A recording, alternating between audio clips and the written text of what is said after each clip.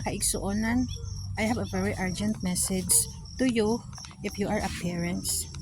Igsuon, the Spirit of the Lord is talking to me right now para ipahibalo sa inyo nga mga ginikanan nga ampingi ang atong mga kabataan sa ilang gipang tan-aw sa social media, sa ilang gipaminaw nga mga music. Igsuon, the enemy has putting something on it nga mag-change ang ilang behavior.